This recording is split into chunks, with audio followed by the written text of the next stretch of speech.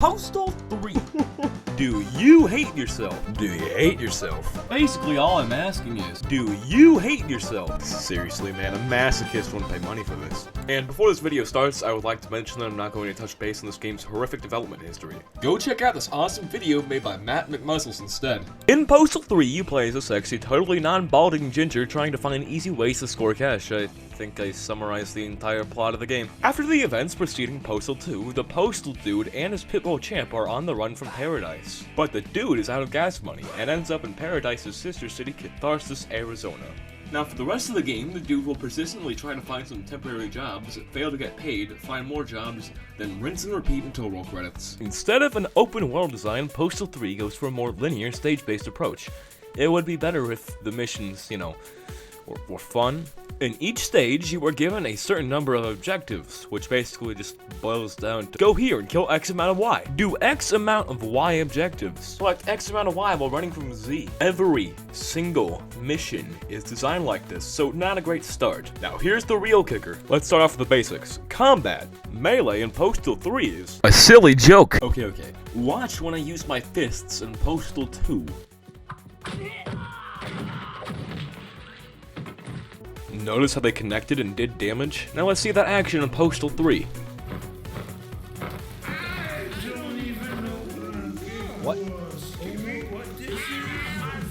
Pretty much speaks for itself. And every melee weapon works like this. Let's see, there's 4 guns, but you should only really be using 1. The M16, which will be your primary workhorse throughout the game, since it's plenty accurate, satisfying to use, deals consistent damage, and almost every single NPC uses it, so there's always an abundance of ammunition lying around for it at all times. The machine gun is poopy. It has an insane kick, and the damage is always unpredictable all the time. The pistol, I think it might be better to just throw it at your opponent. It's weak, it's inaccurate, and that's all there pretty much is to it. The shotgun is really poopy. All it really does is just shove your enemies in the floor like a mean bully on the playground. The only real viable means of jibbing your enemies is shoving the barrel of the gun up their nostrils. You'd probably just be better off using your fists. Wait, no. There's also a lot of junk rehashed from Postal 2, but none of it functions enough to actually warrant using them during combat. I mean, hell, plus it's missing some weapons, like the diseased cowhead, the napalm launcher, the Glock, MP5, scissors, all that jazz. It does technically still have the RPG launcher.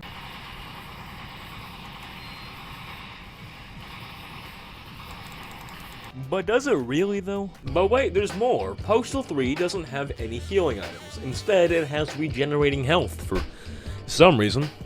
Maybe, I don't know. I mean, I'm fine. As long as the game is designed around it, I'm okay. The issue is that the dude's health comes back at a crawl. I mean, at least in Postal 2, whenever I was on a large-scale firefight, I could just smoke one health pipe and then my health will be up to 125. The game's solution?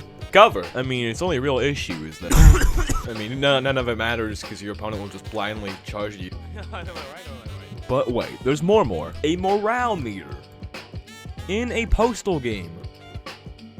The direct follow-up to a game where you can pull down your pants and urinate in someone's mouth. Do I need to slow down for you? The meter goes up or down depending on how many civilians you've slaughtered. And by up or down, I mean just down, just always down. Now, you're supposed to raise the meter by using non-lethal force, as described in this cutscene. Your attention span is completely devastated by method porn. We made it real simple. That's right, Larry. All you need to remember is lethal force pulls the meter toward insane. Non-lethal force pulls the meter towards good. If you complete a mission at 100% good, you get a story-altering jokes to make. Yeah, that's not true. It can go down, but not up. The only way to reset this broken mechanic is to go into New Game and select the chapter you were just on. Why is this important, you may be asking? If by the end of the stage your meter is showing good, you get to play the game on the good path. If the meter is bad, you go into the bad path. The path you're taking throughout the game will affect the outcome of the story. If by the end of the game you opt for the bad route, the game flips you off with this wall of text. You can only beat the game if you opt for the good route, which I knew beforehand. You see, there's an issue. Towards the end of the game, the Venezuelan army invades Catharsis. Just Catharsis, and only Catharsis because random equals funny. So, when I made it to the final boss, which was Hugo Chavez in a tank because random equals funny, the game crashed and then I just gave up.